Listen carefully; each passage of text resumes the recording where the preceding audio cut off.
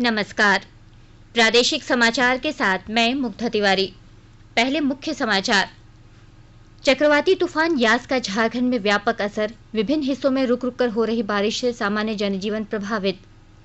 प्रधानमंत्री नरेंद्र मोदी ने बुद्ध पूर्णिमा पर वैश्विक समारोह को किया संबोधित, कहा देश अब कोविड महामारी से निपटने के लिए बेहतर स्थिति में। संक्रमण काल में भी झारखंड में 228 लाख मानव कार्य दिवस का हुआ सृजन, श्रमिकों को क्वारंटाइन अवधि में दिया जा रहा है जॉब कार्ड। रेलवे ने अब तक 272 रेलगाड़ियों के जरिए देश के विभिन्न राज्यों में 17,945 मीट्रिक टन तरल चिकित्सा ऑक्सीजन पहुंचाई। कोविड मरीजों की संख्या लगातार बढ़ रही है। श्रोताओं से अपील है कि कोई भी कोताही न बरतें, सुरक्षा के सभी उपायों का पालन करें और 18 वर्ष से अधिक आयु के सभी लोग निसंकोच टीका लगवाएं। 18 से 44 आयु वर्ग के लोगों का टीकाकरण 1 मई से शुरू हो गया है। 3 आसान उपायों का पालन करें और सुरक्षित रहें। मास्क पहनें, 2 गज की दूरी है जरूरी, सुरक्षित दूरी बनाए रखें, हाथ और मुंह साफ रखें। और आइए अब बढ़ते हैं समाचारों की ओर। चक्रवाती तूफान यास की वजह से झारखंड के अधिकांश हिस्सों में देर रात से ही तेज आंधी के साथ बारिश हो रही है। तेज हवा के साथ रुक रुक कर हो रही लगातार बारिश से राजधानी रांची समेत राज्य भर के विभिन्न हिस्सों में सामान्य जनजीवन प्रभावित हुआ है। इस बीच तूफान यास ओडिशा के तट पर दस्तक देने के बाद तेजी से आगे बढ़ रहा है और आज देर रात इसके झारखंड में प्रवेश करने की संभावना है। रांची स्थित भारतीय मौसम विज्ञान विभाग के वैज्ञानिक अभिषेक आनंद ने बताया कि तूफान यास देर रात दक्षिणी पूर्वी हिस्से, पूर्वी सिंहभूम, सरायकेला खरसावां और पश्चिमी सिंहभूम से झारखंड में प्रवेश करेगा। अब बात करते हैं कि झारखंड पे इसका पाथ और इसका असर किस तरीके से रहेगा।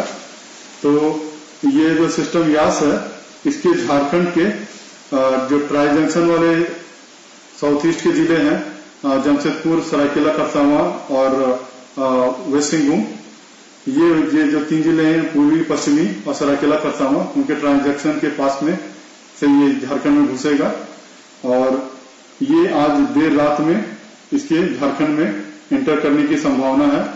और जो उस समय इसकी स्थिति रहेगी, जो हवा की गति रहेगी, वो 60 to 70 kilometre per hour, gusting to 80 kilometre per hour रहेगी दक्षिण पूर्वी जिलों में। और जबकि दक्षिण पश्चिमी जो जिले हैं वहां पे 40 से 50 और gusting to 60 kilometre per hour इसकी हवा की गति रहने की संभावना है। ये जो सिस्टम है, ये 27 तारीख को सुबह 5:30 बजे ये खूंटी के आसपास में डिप्रेशन के दौर पे पहुंचने की इसकी संभावना है और इस समय इसका जो विंड स्पीड है वो 40 to 50 kilometre per hour, gusting to 60 रहने की संभावना है। चक्रवाती तूफान यास का असर राज्य समेत राज्य के विभिन्न जिलों में देखने को मिल रहा है। राज्य के शहरी समेत ग्रामीण इलाकों में अहले सुबह से ही लगातार बारिश हो रही है और तेज हवाएं चल रही हैं, जिससे जनजीवन अस्त व्यस्त हो गया है। लगातार हो रही बारिश और तेज हवा के कारण रांची के होमगार्ड मुख्यालय के समीप एक विशाल पेड़ मुख्य सड़क पर गिर गया, जिस वजह से आवागमन बाधित हो गया। होमगार्ड के जवान तत्काल पेड़ हटाने के काम में जुट गए। कई अन्य इलाकों में भी पेड़ गिरने की सूचना मिली है, जिसे एनडीआरएफ की टीम द्वारा तुरंत हटाकर आवागमन को सामान्य कराया गया। यास तूफान का असर सरायकेला जिले में भी देखने को मिल रहा है। यहाँ लगातार बारिश हो रही है। दुकानें बंद होने से सड़कों पर सन्नाटा पसरा रहा। इधर प्रशासन ने किसी भी अप्रिय घटना से निपटने के लिए व्यापक तैयारी कर रखी है। सभी विभाग अलर्ट मोड पर हैं।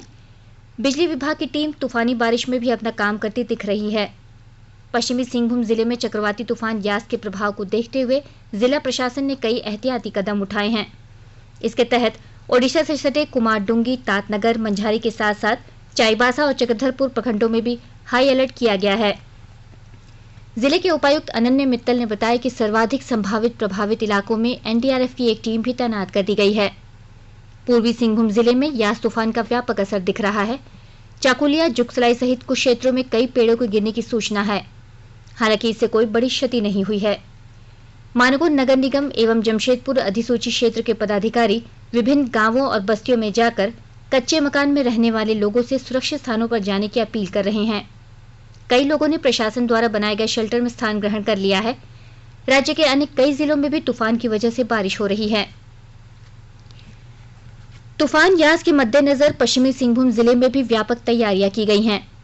और अधिक जानकारी के साथ हमारे चाईबासा संवाददाता की रिपोर्ट।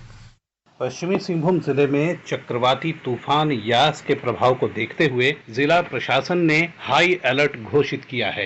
इसके तहत ओडिशा से सटे कुमारडुंगी, तांतनगर, मंझारी के साथ साथ चाईबासा और चक्रधरपुर प्रखंडों में भी हाई अलर्ट घोषित किया गया है। जिले के उपायुक्त अनन्य मित्तल ने बताया कि सर्वाधिक संभावित प्रभावित इलाकों में एनडीआरएफ की एक टीम भी तैनात कर दी गई है, जो किसी भी विषम परिस्थिति में तुरंत कार्रवाई करेगी। जिले में 200 से अधिक शेल्टर होम बनाए गए हैं और लगभग सभी पंचायतों में एक एक शेल्टर होम काम कर रहे हैं, जहां लोगों को शिफ्ट किया गया है। उपायुक्त ने सभी से अपील की है कि कोई भी व्यक्ति इन 2 दिनों के भीतर कच्चे मकानों में बिल्कुल भी न रहें और शेल्टर होम में चले जाएं। जिले में कंट्रोल रूम के नंबर्स भी जारी कर दिए गए हैं, जो किसी भी आपात स्थिति में लोगों की सहायता के लिए काम करेंगे। दिलीप बनर्जी, आकाशवाणी समाचार, चाईबासा। प्रधानमंत्री नरेंद्र मोदी ने कहा है कि भारत अब कोविड-19 महामारी से निपटने के लिए बेहतर स्थिति में है। राष्ट्र ने पिछले महीनों में इस महामारी से निपटने में बेहतर समझ और कार्यनीति विकसित की है। आज बुद्ध पूर्णिमा के अवसर पर वर्चुअल बैसाख वैश्विक समारोह को संबोधित करते हुए श्री मोदी ने कहा कि देश के पास अब वैक्सीन है, जो लोगों का जीवन बचाने और महामारी को परास्त करने में महत्वपूर्ण है। कोविड-19 वैक्सीन बनाने में वैज्ञानिकों के प्रयासों की सराहना करते हुए उन्होंने अग्रिम पंक्ति के योद्धाओं के प्रति कृतज्ञता व्यक्त की। उन्होंने कहा कि स्वास्थ्य देखभाल कार्यकर्ताओं, चिकित्सकों और नर्सों ने अपना जीवन जोखिम में डालकर निस्वार्थ भाव से लोगों की जान बचाने में योगदान दिया। प्रधानमंत्री ने महामारी के दौरान अपने प्रियजनों को गंवाने वाले परिवारों के प्रति संवेदना व्यक्त की। उन्होंने कहा कि मानव जीवन पर आए इस अभूतपूर्व संकट ने सभी देशों को प्रभावित किया है। श्री मोदी ने कहा कि इस महामारी से पैदा हुआ आर्थिक संकट बहुत बड़ा है और कोविड-19 के बाद धरती पहले जैसी नहीं रहेगी। आकाशवाणी के ताजा तरीन समाचारों के लिए आप हमारी वेबसाइट newsonair.com पर लॉग इन कर सकते हैं। ताजा समाचार ट्विटर हैंडल @AIRNewsAlerts और Facebook page all India radio news पर भी उपलब्ध है। आप प्रादेशिक समाचार एकांश के ट्विटर हैंडल @AIRNews_रांची और फेसबुक पेज तथा YouTube channel AIR news Ranchi पर भी हमारे बुलेटिन सुन सकते हैं। प्रादेशिक समाचार आप आकाशवाणी रांची से सुन रहे हैं और अब पेश है कोरोना से बचाव के कुछ संदेश। कोविड-19 से बचाव और सुरक्षित रहने के 3 उपाय। मास्क लगाएं, 2 गज दूरी है जरूरी, सुरक्षित दूरी रखें, हाथ और मुंह साफ रखें।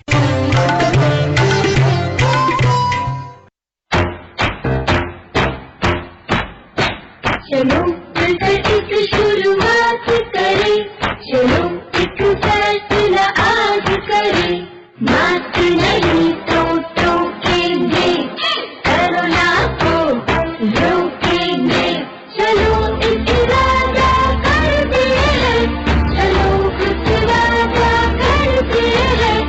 मास्क नहीं तो टोकेंगे, कोरोना को रोकेंगे।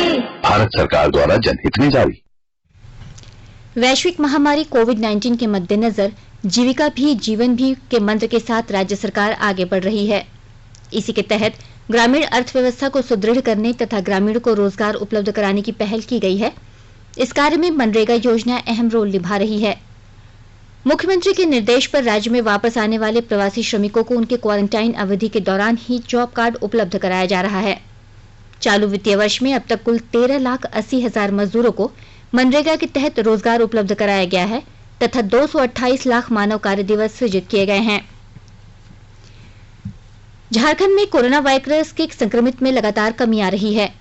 कल गांवों में विशेष जांच अभियान चलाए जाने के बाद 58,572 लोगों की कोरोना जांच हुई, जिनमें 1,247 नए संक्रमित मिले।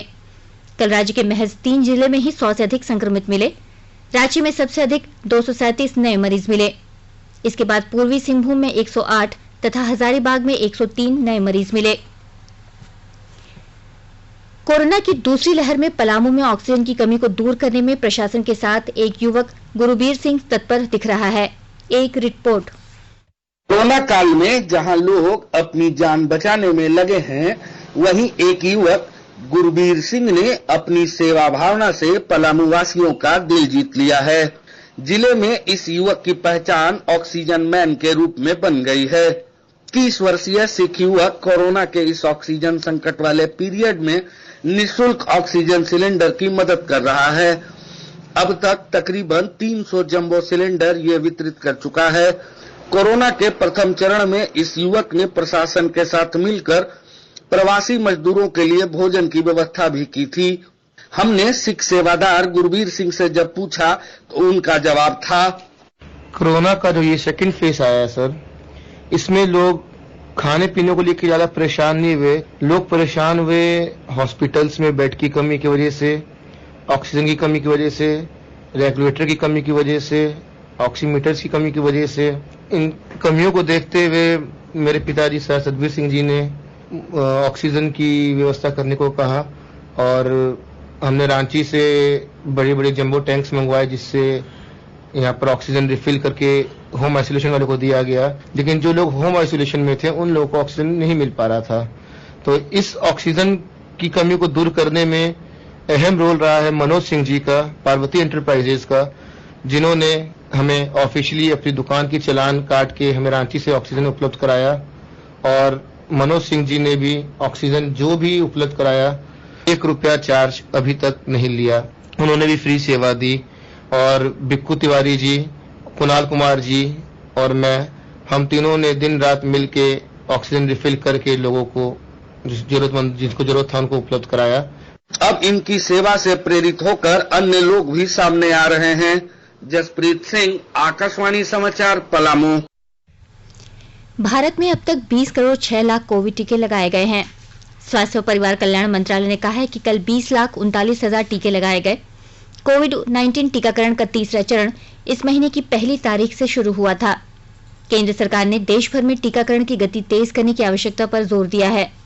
केंद्रीय स्वास्थ्य और परिवार कल्याण मंत्रालय ने राज्यों तथा केंद्र शासित प्रदेशों को अधिक से अधिक लोगों का टीकाकरण करने के लिए ज्यादा प्रभावशाली नीतियां बनाने के लिए कहा है। मुख्यमंत्री हेमंत सोरेन के निर्देश पर पलामू जिले के तरहंसी प्रखंड के धूमा गांव में रहने वाले विश्वनाथ भुइया को बीडीओ सचिदानंद महतो के द्वारा तत्काल राशन सामग्री उपलब्ध कराई गई। साथ ही राशन कार्ड में उनका नाम जोड़ने की प्रक्रिया प्रारंभ कर दी गई है। विश्वनाथ भुइया को गांव में ही मनरेगा के तहत कार्य उपलब्ध कराया जाएगा।